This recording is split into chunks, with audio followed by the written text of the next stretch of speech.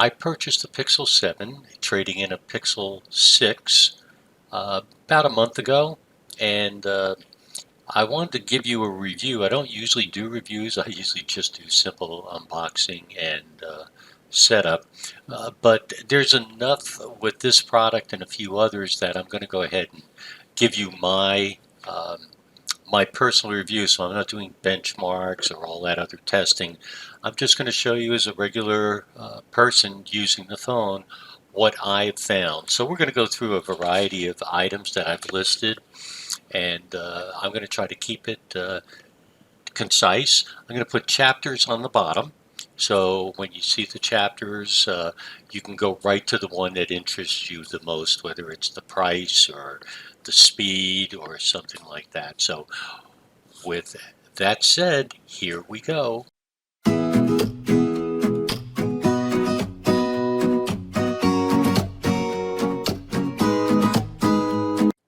All right, we're going to start with the price, including the trade-in. So here we go. The regular price for the phone is $599. There was a $100 discount that I received, and that was a Black Friday discount. It was actually for the entire week, bringing the subtotal to $499. Then I received an estimate from Google of $479 as a trade-in for my Pixel 6. By the way, that's a great trade-in price. Today, I received word back from Google that they will credit me the entire $479. There was $30 in tax, so the total price that I pay for this phone after the trade-in is $50. As you can see, it's pretty hard not to buy the phone.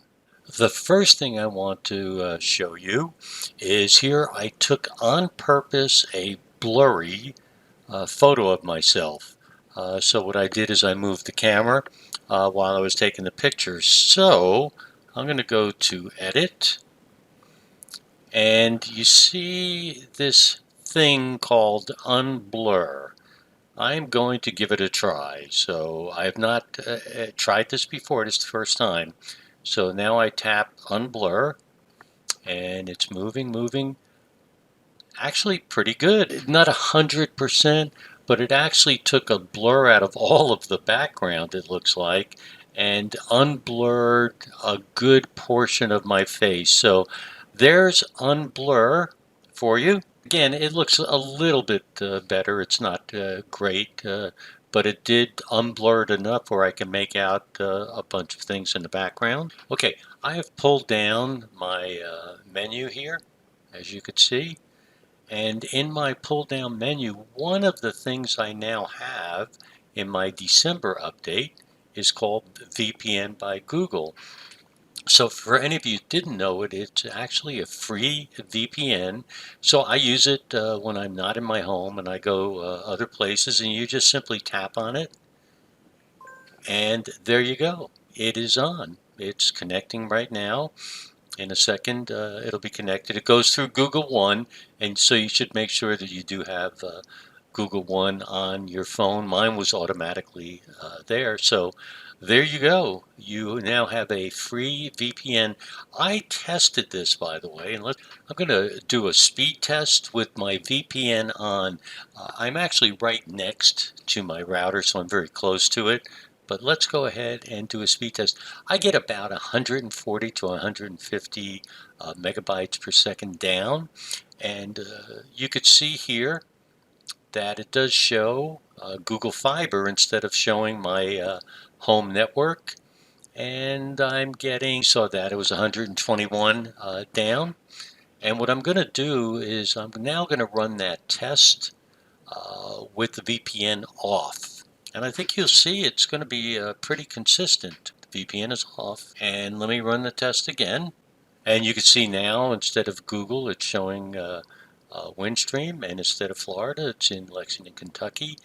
And here we go. And actually, it was faster on the VPN. It looks like using the Google network. Let's see. Oh, it's about not too much different. So So it's pretty similar. Right now I am connected on the desktop computer that you see on your screen via Ethernet. So it's a direct link. So let's see how fast it is. And consistently, if it's 120-ish or so, and you can see it's faster, but again, it's directly hooked up. So the speed was not too bad. So both with and without VPN was 121 on Wi-Fi next to the router. My direct link is 167.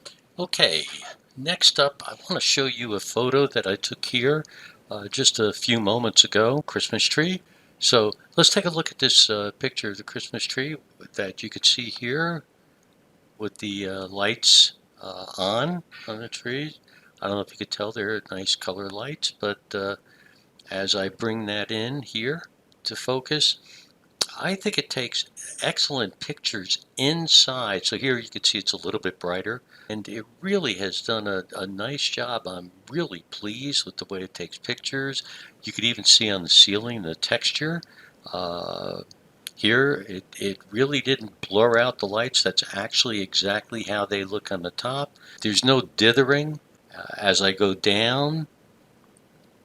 Again, as it gets just a little bit darker going down, you could still see everything clear and crisp. I'll go in here on Lucy. You can see here.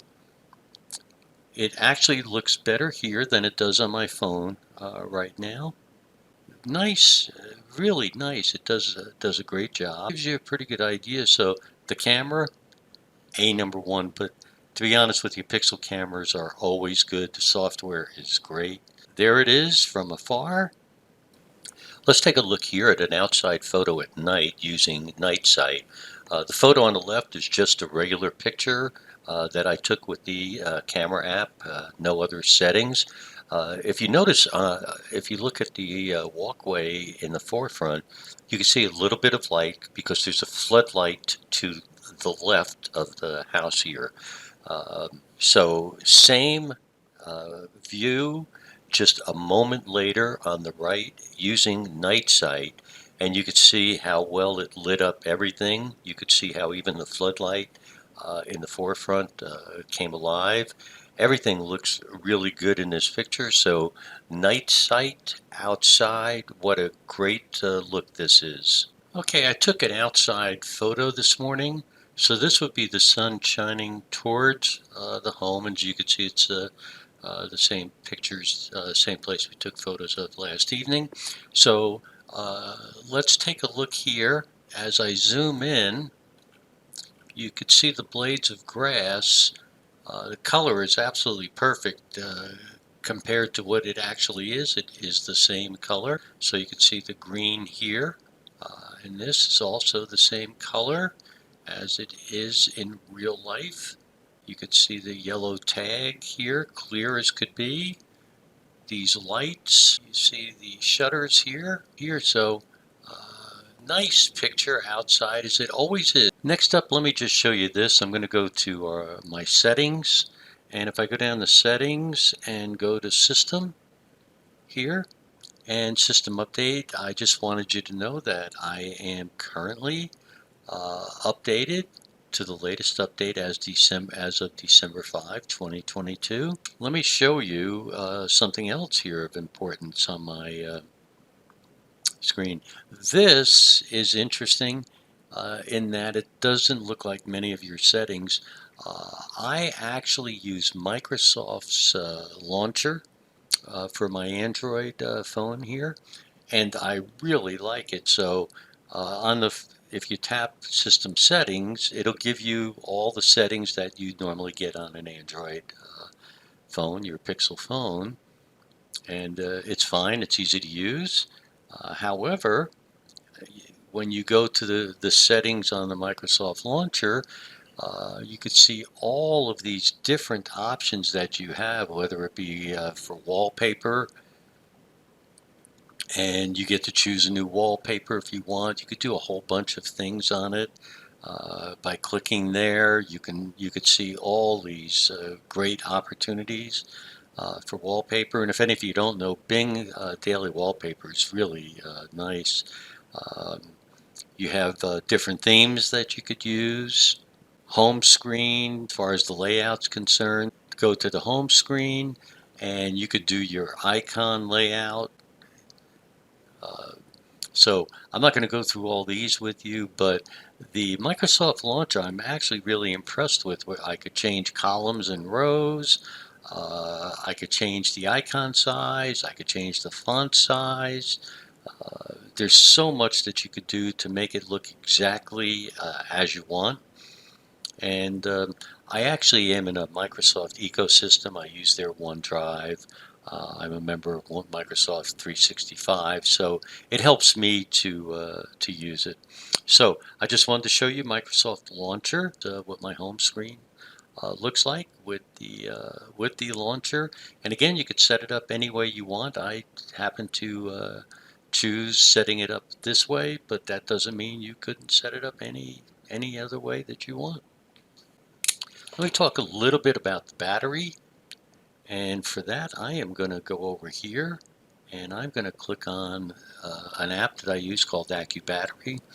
And this one happens to be a free app on from the Play Store. You could use any app that you want, but I thought I'd show you what I'm finding is that it charges just fine on a direct charge using the USB-C cable. However, the Wi-Fi charging or wireless charging is all over the place.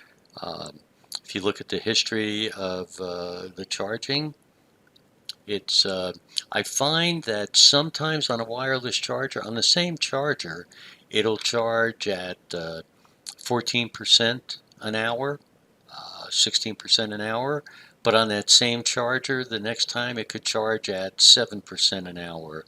Um, I could put it on the wireless charger in my car and it'll charge great for a half hour, but the next time it won't. So I find it's all over the place with and without the cover. So I've tested it with and without the cover. You may have better chargers than I have three. I have a Samsung wireless charger I also use for my watch. That is the slowest of all of them with this phone, but not with an iPhone. I have a unbranded charger. Well, it's actually called Let's Com charger, small wireless charger. It charges just fine. And in my car, I have a wireless built-in charger, and that works good. So they kind of all work a little bit differently. Let's look at the health of this. And you could see here it shows the capacity is 4,355 milliamps, and the design capacity is 4356. So in other words, we're exactly where the capacity is. Past 7 days. So it gives me a lot of information if I ever want to check on the health of my battery. Fingerprint reader. It hasn't worked. So my fingerprint reader has not worked since I purchased the phone. My video that I did with the unboxing and setup, I show all of the trouble I had with it. Google has been working with me great. I have no issues with the Google team working with me, but it doesn't matter. It still doesn't work. I've kept the phone, however, because I have it all set up. I didn't really want to start again, and it's not a big enough problem, maybe. So let me show you what I mean. So I'm going to use the Microsoft Authenticator. So here is the Microsoft Authenticator. I'm going to put it down here. I think you could see that. You can see where it wants my fingerprint. I have two fingers that I have registered. Again, on my video, you'll see that took forever to register them. So nothing unusual. I'm going to press it, and it worked. Now, it almost never works. It works about 1 out of every 10 to 15 times. So I'll try it again with the other finger. I'm down here. I'm going to use this finger. I pressed it, and it worked. Now, what happens the other 14 times when it doesn't work is I wind up having to go like that, dry the finger off a little bit and use it. So I'm going to leave this on. The fact that it worked, I'm going to go ahead and leave it on this video uh, and show you that it's great when it works. It just doesn't always work. And I know there's been improvements in Fingerprint based on other videos that I've seen from people, but I'm telling you, in my case, it's rare that it really works. Here's the message you get on the Fingerprint reader when it fails. So you'll get this particular red circle with an exclamation point inside and a note underneath suggesting you press harder. It doesn't work when you do that. So this is one of the many failure times I've seen. The phone is fine. I like the color I have. I think it's called lime grass or something like that. It's nice. I got a clear case so I can see how nice the phone does look. The little bit of a change in size, good. It fits my hand really well. Conversations are fine. I have put the new Clear Call app. I've turned that on. That's on here. It's to reduce background noise. A few tests that I've done says it does. Reduces the amount of background noise on calls, so Clear Call works. I do like using the Microsoft Launcher app. I think it's good. The fingerprint reader is troubling to me. I wish it worked better, but when it works, it's fine. The Wi-Fi speed has been a little bit up and down as far as the download speeds, etc., but it has gotten much better for some reason with the most recent update. I don't know if that was one of the things that it fixed. The price was awesome. If you can get that price, you may want to consider doing the same thing. The battery, I didn't talk a lot about it. It lasts me a day and a quarter in my kind of use. My use is internet surfing, I'll call it, email, messages, and when I exercise, um, I use it for my music that I play while I'm exercising, which is about an hour a day, and it interfaces great with my Samsung Watch Active 2, so I get my notifications. All of my smart home notifications pop up just fine on it. If I had it to do all over again, I would purchase this phone. It's better to me than the 6, everything from how I hold it to the sounds, etc. The 2 or 3 nuisances that it's given me aren't enough to dissuade me from liking the phone. So uh, it's an improvement to me over their last phone. Everything from the aluminum over the camera uh, and the weight. Overall, what do I think? I think it's a good phone. It's a worthwhile purchase. If you have one, I wish you the best. Thank you so much for listening.